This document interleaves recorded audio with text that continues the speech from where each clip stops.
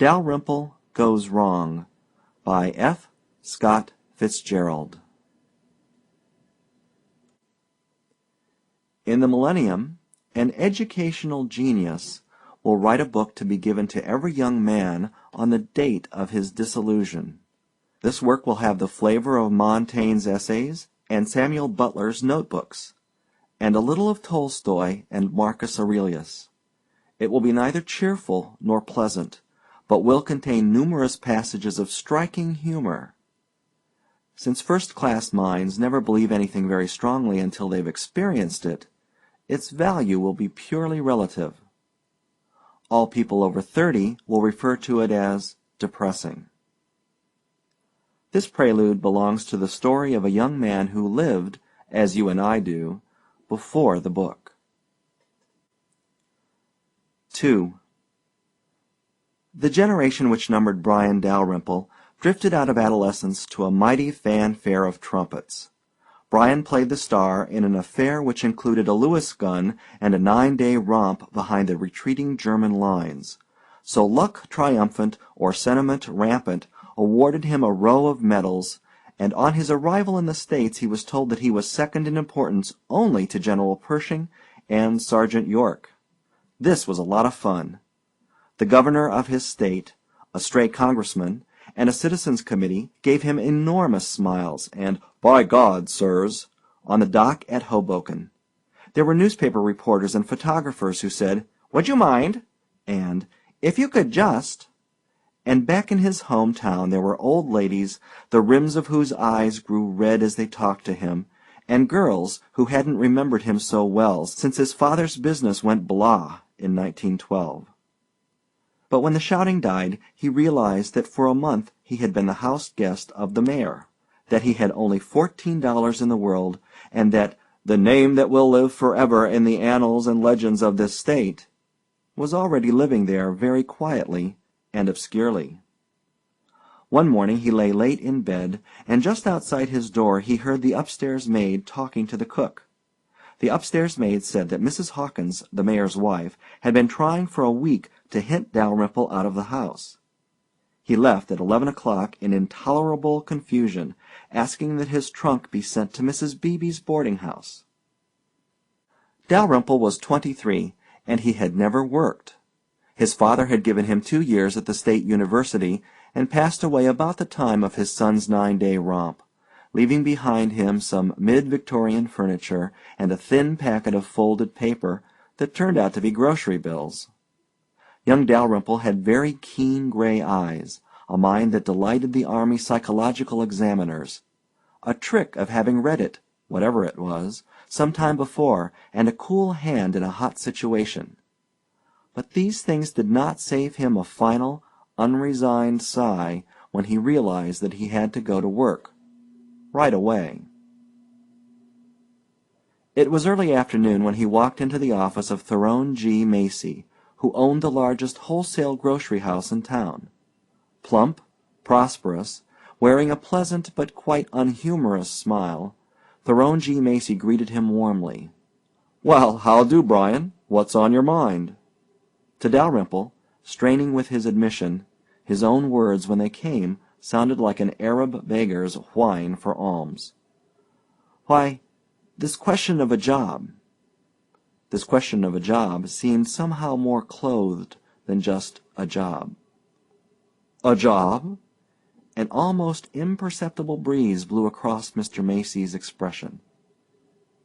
"You see, Mr. Macy," continued Dalrymple, "I feel I'm wasting time. I want to get started at something.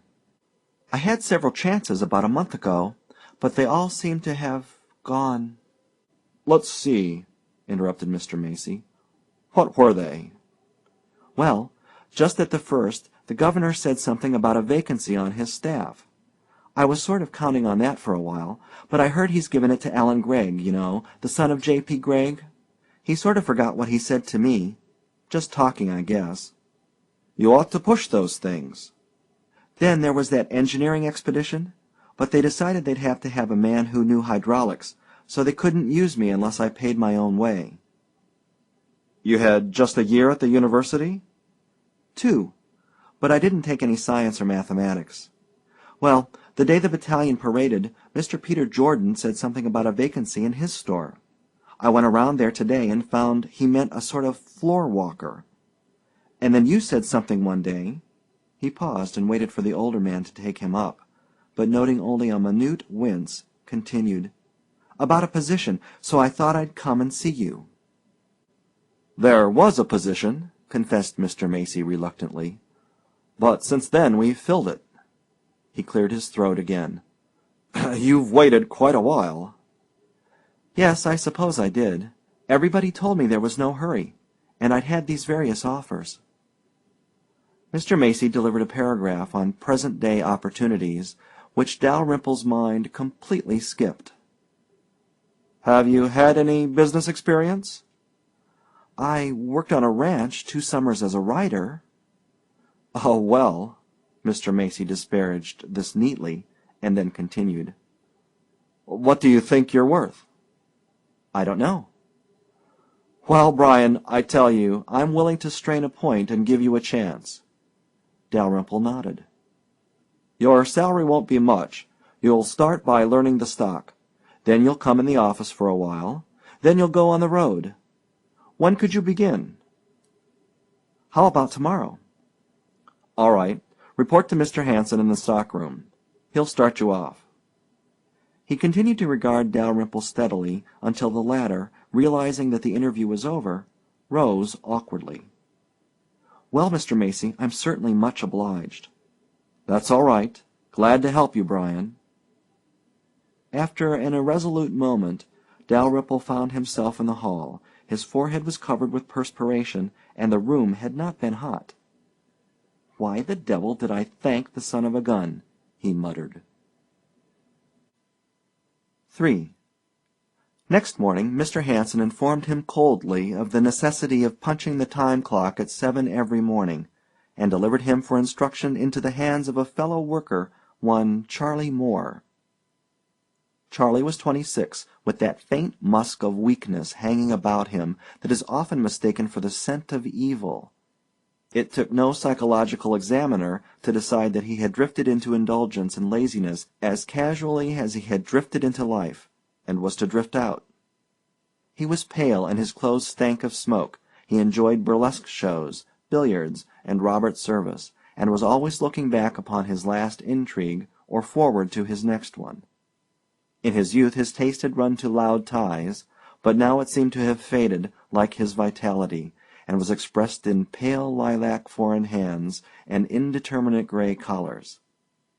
Charlie was listlessly struggling that losing struggle against mental, moral, and physical anemia that takes place ceaselessly on the lower fringe of the middle classes. The first morning he stretched himself on a row of cereal cartons and carefully went over the limitations of the Theron G. Macy Company. "It's a piker organization. My gosh, look at what they give me. I'm quitting in a couple of months. Hell, me stay with this bunch?" The Charlie Moores are always going to change jobs next month. They do, once or twice in their careers, after which they sit around comparing their last job with the present one, to the infinite disparagement of the latter. "What do you get?" asked Dalrymple curiously. "Me? I get 60. This rather defiantly. "Did you start at 60? "Me? No, I started at 35.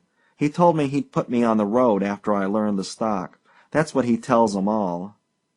"How long have you been here?" asked Dalrymple, with a sinking sensation. "Me? 4 years. My last year, too, you bet your boots." Dalrymple rather resented the presence of the store detective as he resented the time clock, and he came into contact with him almost immediately through the rule against smoking. This rule was a thorn in his side. He was accustomed to his 3 or 4 cigarettes in a morning, and after 3 days without it he followed Charlie Moore by a circuitous route up a flight of back stairs to a little balcony where they indulged in peace. But this was not for long. One day in his second week the detective met him in a nook of the stairs on his descent, and told him sternly that next time he'd be reported to Mr. Macy. Dalrymple felt like an errant schoolboy. Unpleasant facts came to his knowledge.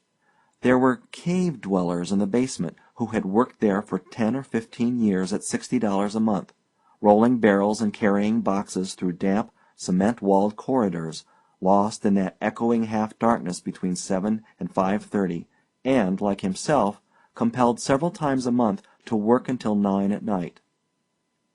At the end of a month he stood in line and received $40. He pawned a cigarette case and a pair of field glasses, and managed to live, to eat, sleep, and smoke. It was, however, a narrow scrape. As the ways and means of economy were a closed book to him, and the second month brought no increase, he voiced his alarm. "If you've got a drag with old Macy, maybe he'll raise you," was Charlie's disheartening reply. "But he didn't raise me till I'd been here nearly 2 years." "I've got to live," said Dalrymple simply. "I could get more pay as a laborer on the railroad, but golly, I want to feel I'm where there's a chance to get ahead." Charles shook his head skeptically, and Mr. Macy's answer next day was equally unsatisfactory. Dalrymple had gone to the office just before closing time. "Mr. Macy, I'd like to speak to you." "Why, yes." The unhumorous smile appeared. The voice was faintly resentful. "I want to speak to you in regard to more salary." Mr. Macy nodded. "Well," he said doubtfully, "I don't know exactly what you're doing. I'll speak to Mr. Hanson." He knew exactly what Dalrymple was doing, and Dalrymple knew he knew. "I'm in the stockroom, and, sir, while I'm here I'd like to ask you how much longer I'll have to stay there." "Why, I'm not sure exactly. Of course, it takes some time to learn the stock." "You told me 2 months when I started." Yes, well, I'll speak to Mr. Hanson." Dalrymple paused, irresolute. "Thank you, sir." 2 days later he again appeared in the office with the result of a count that had been asked for by Mr. Hess, the bookkeeper. Mr. Hess was engaged, and Dalrymple, waiting, began idly fingering in a ledger on the stenographer's desk. Half unconsciously he turned a page. He caught sight of his name. It was a salary list. Dalrymple, Deming, Donahoe, Everett. His eyes stopped. Everett, $60. So, Tom Everett, Macy's weak-chinned nephew, had started at 60, and in 3 weeks he had been out of the packing room and into the office. So that was it. He was to sit and see man after man pushed over him, sons, cousins, sons of friends, irrespective of their capabilities, while he was cast for a pawn, with "going on the road" dangled before his eyes, put off with the stock remark, "I'll see, I'll look into it." At 40 perhaps he would be a bookkeeper like old Hess, tired, listless Hess with a dull routine for his stint and a dull background of boarding-house conversation. This was a moment when a genie should have pressed into his hand the book for disillusioned young men. But the book has not been written. A great protest swelling into revolt surged up in him. Ideas half forgotten, chaotically perceived and assimilated, filled his mind. Get on, that was the rule of life, and that was all. How he did it didn't matter, but to be Hess or Charlie Moore. "I won't!" he cried aloud. The bookkeeper and the stenographers looked up in surprise. "What?" For a second Dalrymple stared, then walked up to the desk. "Here's that data," he said brusquely. "I can't wait any longer." Mr. Hess's face expressed surprise. It didn't matter what he did, just so he got out of this rut. In a dream he stepped from the elevator into the stockroom, and walking to an unused aisle, sat down on a box, covering his face with his hands. His brain was whirring with the frightful jar of discovering a platitude for himself. "I've got to get out of this," he said aloud, and then repeated, "I've got to get out." And he didn't mean only out of Macy's wholesale house. When he left at 5:30 it was pouring rain, but he struck off in the opposite direction from his boarding-house, feeling, in the first cool moisture that oozed soggily through his old suit, an odd exultation and freshness. He wanted a world that was like walking through rain, even though he could not see far ahead of him, but fate had put him in the world of Mr. Macy's fetid storerooms and corridors. At first merely the overwhelming need of change took him, then half plans began to formulate in his imagination. I'll go east, to a big city, meet people, bigger people, people who'll help me. Interesting work somewhere. My God, there must be!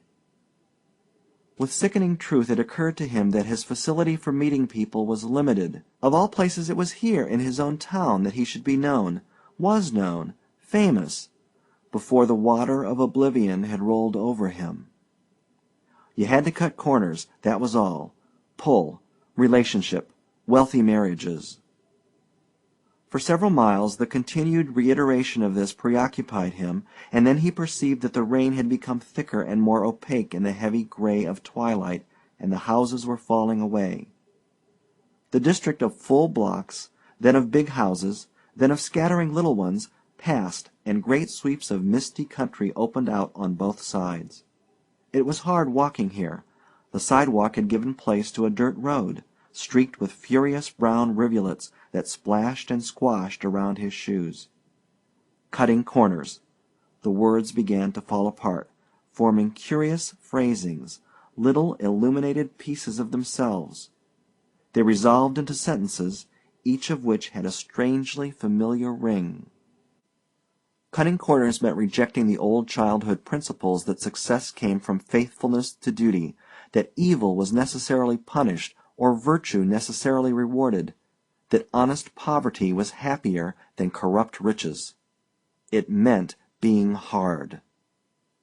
This phrase appealed to him, and he repeated it over and over. It had to do somehow with Mr. Macy and Charlie Moore, the attitudes, the methods of each of them. He stopped and felt his clothes. He was drenched to the skin. He looked about him and, selecting a place in the fence where a tree sheltered it, perched himself there. In my credulous years, he thought, they told me that evil was a sort of dirty hue, just as definite as a soiled collar. But it seems to me that evil is only a manner of hard luck, or heredity and environment, or being found out. It hides in the vacillations of dubs like Charlie Moore as certainly as it does in the intolerance of Macy, and if it ever gets much more tangible it becomes merely an arbitrary label to paste on the unpleasant things in other people's lives. In fact, he concluded, it isn't worth worrying over what's evil and what isn't. Good and evil aren't any standard to me, and they can be a devil of a bad hindrance when I want something. When I want something bad enough, common sense tells me to go and take it, and not get caught. And then suddenly Dalrymple knew what he wanted first. He wanted $15 to pay his overdue board bill. With a furious energy he jumped from the fence, whipped off his coat, and from its black lining cut with his knife a piece about 5 inches square. He made 2 holes near its edge and then fixed it on his face, pulling his hat down to hold it in place. It flapped grotesquely and then dampened and clung to his forehead and cheeks. Now the twilight had merged to dripping dusk, black as pitch. He began to walk quickly back toward the town, not waiting to remove the mask, but watching the road with difficulty through the jagged eye-holes. He was not conscious of any nervousness. The only tension was caused by a desire to do the thing as soon as possible. He reached the first sidewalk, continued on until he saw a hedge far from any lamp-post, and turned in behind it. Within a minute he heard several series of footsteps. He waited. It was a woman, and he held his breath until she passed. And then a man, a laborer. The next passer, he felt, would be what he wanted. The laborer's footfalls died far up the drenched street. Other steps grew near, grew suddenly louder. Dalrymple braced himself. "Put up your hands!" The man stopped, uttered an absurd little grunt, and thrust pudgy arms skyward. Dalrymple went through the waistcoat. "Now, you shrimp," he said, setting his hand suggestively into his own hip pocket. "You run and stamp, loud. If I hear your feet stop, I'll put a shot after you." Then he stood there in sudden uncontrollable laughter as audibly frightened footsteps scurried away into the night. After a moment he thrust the roll of bills into his pocket, snatched off his mask, and running quickly across the street, darted down an alley. 4. Yet, however Dalrymple justified himself intellectually, he had many bad moments in the weeks immediately following his decision. The tremendous pressure of sentiment and inherited ambition kept raising riot with his attitude. He felt morally lonely. The noon after his first venture he ate in a little lunchroom with Charlie Moore, and, watching him unspread the paper, waited for a remark about the hold-up of the day before. But either the hold-up was not mentioned, or Charlie wasn't interested.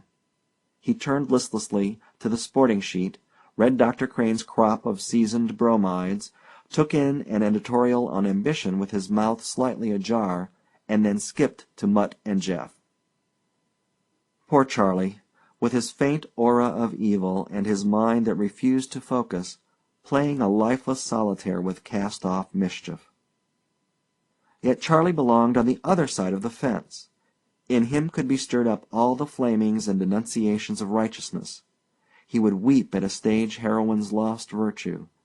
He could become lofty and contemptuous at the idea of dishonor. On my side, thought Dalrymple, there aren't any resting places. A man who's a strong criminal is after the weak criminals as well, so it's all guerrilla warfare over here. What will it all do to me? He thought with a persistent weariness. Will it take the color out of life with the honor? Will it scatter my courage and dull my mind? Despiritualize me completely? Does it mean eventual barrenness, eventual remorse, failure?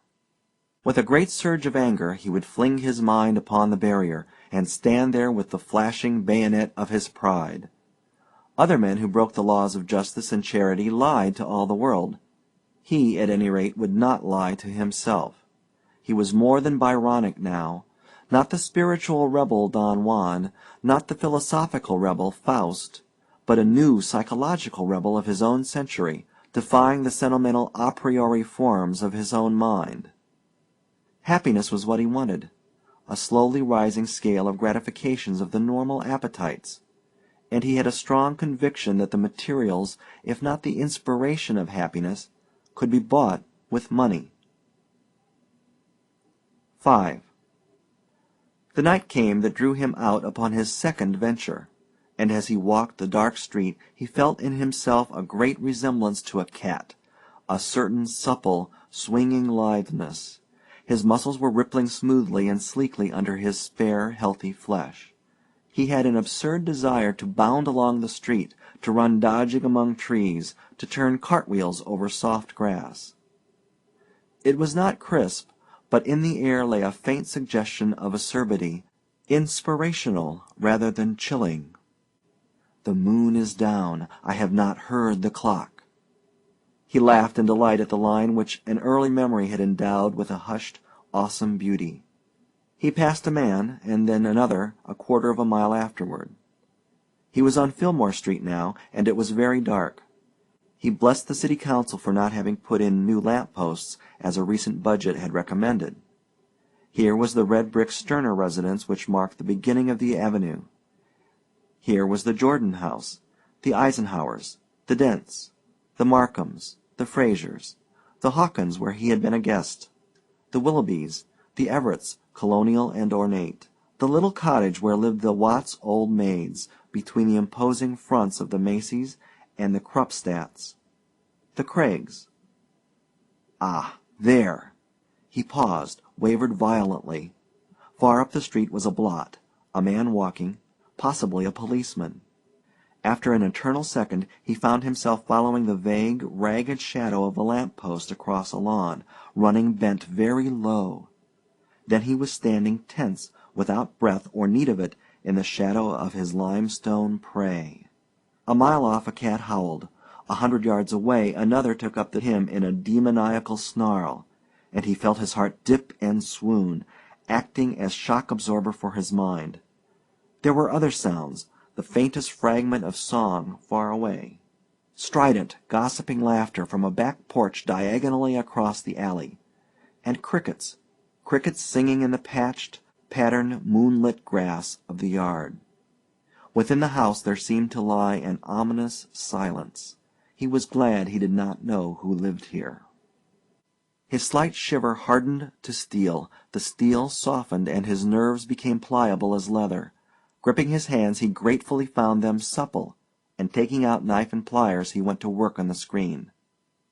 So sure was he that he was unobserved, that from the dining room, where in a minute he found himself, he leaned out and carefully pulled the screen up into position, balancing it so it would neither fall by chance nor be a serious obstacle to a sudden exit. Then he put the open knife in his coat pocket, took out his pocket flash, and tiptoed around the room. There was nothing here he could use. The dining room had never been included in his plans, for the town was too small to permit disposing of silver. As a matter of fact, his plans were of the vaguest. He had found that, with a mind like his, lucrative in intelligence, intuition, and lightning decision, it was best to have but the skeleton of a campaign. The machine-gun episode had taught him that, and he was afraid that a method preconceived would give him 2 points of view in a crisis, and 2 points of view meant wavering. He stumbled slightly on a chair, held his breath, listened, went on, found the hall, found the stairs, started up. The 7th stair creaked at his step, the 9th, the 14th. He was counting them automatically. At the 3rd creak he paused again for over a minute, and in that minute he felt more alone than he had ever felt before. Between the lines on patrol, even when alone, he had had behind him the moral support of 500 million people. Now he was alone, pitted against the same moral pressure. A bandit. He had never felt this fear, yet he had never felt this exultation. The stairs came to an end. A doorway approached. He went in and listened to regular breathing. His feet were economical of steps, and his body swayed sometimes at stretching as he felt over the bureau, pocketing all articles which held promise. He could not have enumerated them 10 seconds afterward. He felt on a chair for possible trousers, found soft garments, women's lingerie. The corners of his mouth smiled mechanically. Another room, the same breathing, enlivened by one ghastly snort that sent his heart again on its tour of his breast. Round object, watch, chain, roll of bills, stick pins, 2 rings. He remembered that he had got rings from the other bureau. He started out, winced as a faint glow flashed in front of him, facing him. God! It was the glow of his own wrist-watch on his outstretched arm. Down the stairs. He skipped 2 creaking steps, but found another. He was all right now, practically safe.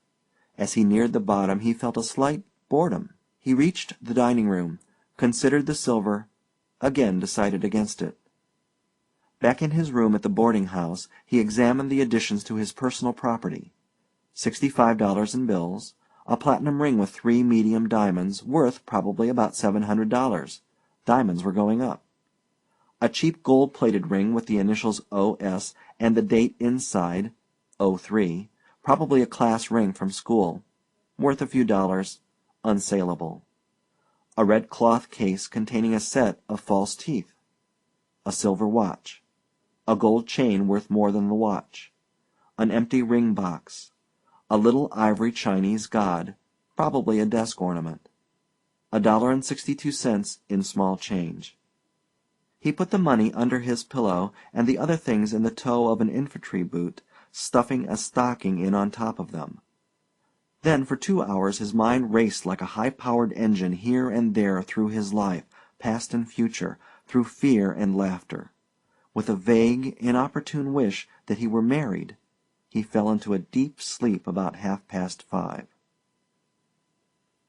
6. Though the newspaper account of the burglary failed to mention the false teeth, they worried him considerably.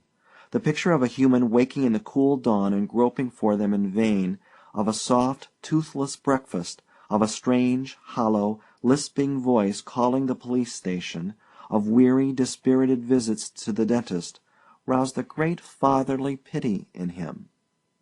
Trying to ascertain whether they belonged to a man or a woman, He took them carefully out of the case and held them up near his mouth. He moved his own jaws experimentally. He measured with his fingers, but he failed to decide. They might belong either to a large-mouthed woman or a small-mouthed man. On a warm impulse, he wrapped them in brown paper from the bottom of his army trunk and printed "false teeth" on the package in clumsy pencil letters. Then the next night he walked down Fillmore Street and shied the package onto the lawn so that it would be near the door. Next day the paper announced that the police had a clue. They knew that the burglar was in town. However, they didn't mention what the clue was. 7. At the end of a month, Burglar Bill of the Silver District was the nurse girl's stand-by for frightening children. 5 burglaries were attributed to him, but though Dalrymple had only committed 3, he considered that majority had it, and appropriated the title to himself. He had once been seen, "a large bloated creature with the meanest face you ever laid eyes on." Mrs. Henry Coleman, awakening at 2 o'clock at the beam of an electric torch flashed in her eye, could not have been expected to recognize Brian Dalrymple, at whom she had waved flags last 4th of July, and whom she had described as "not at all the daredevil type, do you think?" When Dalrymple kept his imagination at white heat, he managed to glorify his own attitude, his emancipation from petty scruples and remorses. But let him once allow his thought to rove unarmored, great unexpected horrors and depressions would overtake him. Then for reassurance he had to go back to think out the whole thing over again. He found that it was on the whole better to give up considering himself as a rebel. It was more consoling to think of everyone else as a fool.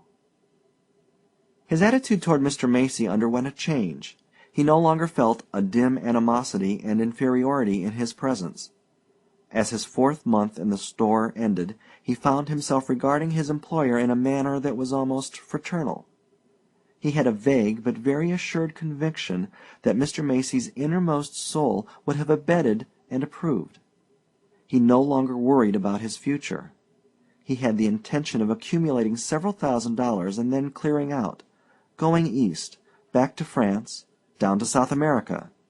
Half a dozen times in the last 2 months he had been about to stop work, but a fear of attracting attention to his being in funds prevented him. So he worked on, no longer in listlessness, but with contemptuous amusement. 8. Then, with astounding suddenness, something happened that changed his plans and put an end to his burglaries. Mr. Macy sent for him one afternoon, and with a great show of jovial mystery asked him if he had an engagement that night. If he hadn't, would he please call on Mr. Alfred J. Fraser at 8 o'clock. Dalrymple's wonder was mingled with uncertainty. He debated with himself whether it were not his cue to take the first train out of town, but an hour's consideration decided him that his fears were unfounded, and at 8 o'clock he arrived at the big Fraser house in Fillmore Avenue. Mr. Fraser was commonly supposed to be the biggest political influence in the city.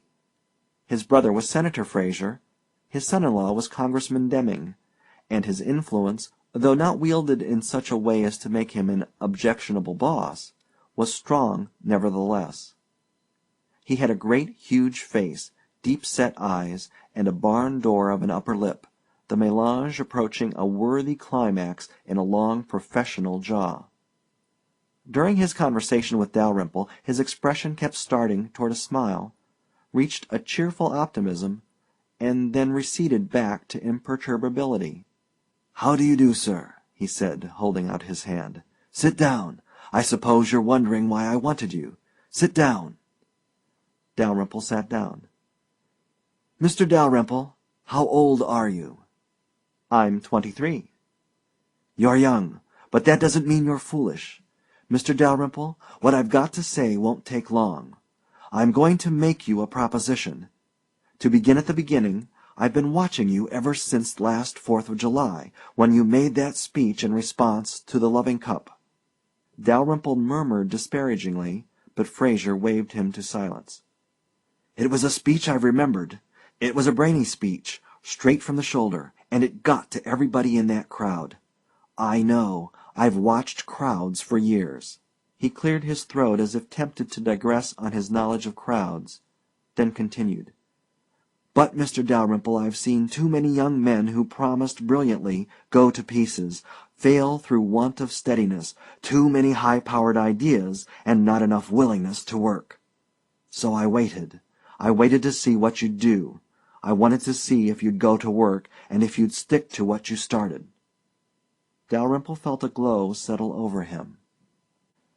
So, continued Fraser, when Tyrone Macy told me you'd started down at his place, I kept watching you, and I followed your record through him. The first month I was afraid for a while. He told me you were getting restless, too good for your job, hinting around for a raise. Dalrymple started. But he said after that, you evidently made up your mind to shut up and stick to it. That's the stuff I like in a young man. That's the stuff that wins out. And don't think I don't understand. I know how much harder it was for you after all that silly flattery a lot of old women had been giving you. I know what a fight it must have been. Dalrymple's face was burning brightly. It felt young and strangely ingenuous. Dalrymple, you've got brains, and you've got the stuff in you, and that's what I want. I'm going to put you into the State Senate. The what? The State Senate. We want a young man who has got brains, but is solid and not a loafer. And when I say State Senate, I don't stop there. We're up against it here, Dalrymple. We've got to get some young men into politics. You know, the old blood that's been running on the party ticket year in and year out. Dalrymple licked his lips. You'll run me for the State Senate? I'll put you in the State Senate. Mr. Fraser's expression had now reached the point nearest a smile, and Dalrymple, in a happy frivolity, felt himself urging it mentally on. But it stopped, locked, and slid from him. The barn door and the jaw were separated by a line straight as a nail. Dalrymple remembered with an effort that it was a mouth, and talked to it. But I'm through, he said. My notoriety's dead. People are fed up with me. Those things, answered Mr. Fraser, are mechanical. Linotype is a resuscitator of reputations. Wait till you see the Herald, beginning next week. That is, if you're with us. That is, and his voice hardened slightly, if you haven't got too many ideas yourself about how things ought to be run. No, said Dalrymple, looking him frankly in the eye. You'll have to give me a lot of advice at first. Very well. I'll take care of your reputation then. Just keep yourself on the right side of the fence. Dalrymple started at this repetition of a phrase he had thought of so much lately. There was a sudden ring at the doorbell. That's Macy now, observed Fraser, rising. I'll go let him in. The servants have gone to bed. He left Dalrymple there in a dream. The world was opening up suddenly. The State Senate, the United States Senate. So life was this, after all. Cutting corners. Common sense, that was the rule. No more foolish risks now unless necessity called. But it was being hard that counted. Never to let remorse or self-reproach lose him a night's sleep. Let his life be a sword of courage. There was no payment. All that was drivel. Drivel. He sprang to his feet with clenched hands and a sort of triumph. Well, Brian, said Mr. Macy, stepping through the portieres. The two older men smiled their half-smiles at him. Well, Brian, said Mr. Macy again. Dalrymple smiled also. How do, Mr. Macy? He wondered if some telepathy between them had made this new appreciation possible, some invisible realization. Mr. Macy held out his hand. I'm glad we're to be associated in this scheme. I've been for you all along, especially lately. I'm glad we're to be on the same side of the fence. I want to thank you, sir, said Dalrymple simply. He felt a whimsical moisture gathering back of his eyes.